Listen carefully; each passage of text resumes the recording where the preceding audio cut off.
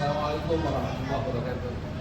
Kita bertemu lagi untuk membahas masalah overthinking yang beberapa waktu lalu kita bahas ya.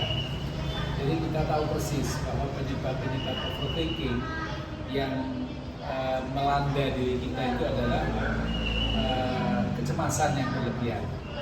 Kemudian keinginan untuk segala sesuatunya perfect.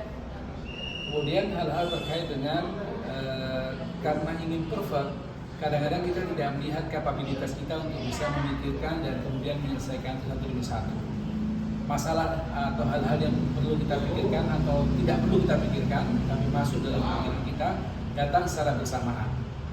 Kemudian ada hal lagi terkait dengan keterlambatan kita atau keraguan kita dalam mengambil keputusan. Sehingga masalahnya terus kita pikirkan, termasuk keinginan untuk perfect.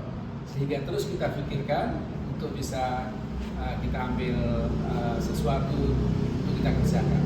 Sudah kita kerjakan pun kita masih memikirkannya. Adakah hal-hal kecil yang menjadi kesalahan? Terus kita coba korek-korek untuk mencari kekurangannya. Perfeksionis memang membuat kita tidak nyaman. Hal yang terkait dengan pengalaman. Kadang kita juga tidak punya pengalaman, sehingga membayangkan sesuatu lebih sulit, lebih berat dibanding fakta nyata yang dikerjakannya.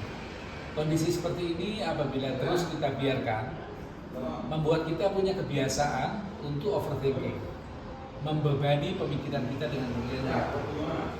Oleh karena itu, mindfulness, khusyuk dalam bahasa agama, melakukan sesuatu dengan sepenuh hati, dengan serius, dengan konsentrasi dan dengan sungguh-sungguh, itu membuat kita juga reduce overthinking.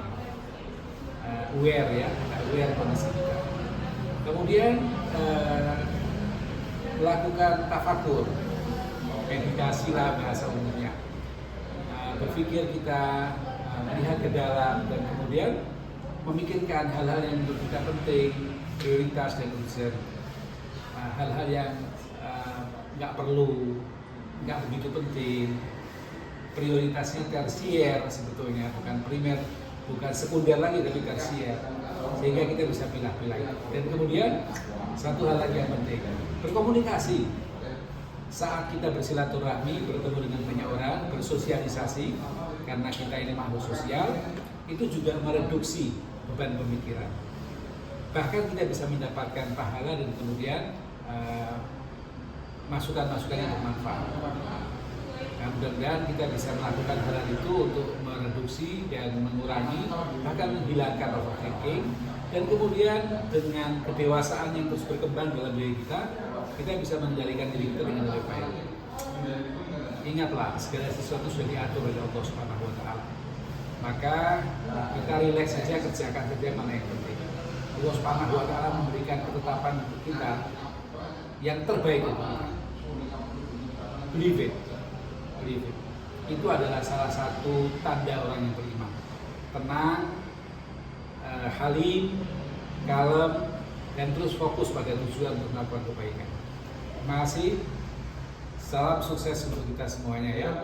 Assalamualaikum warahmatullahi wabarakatuh.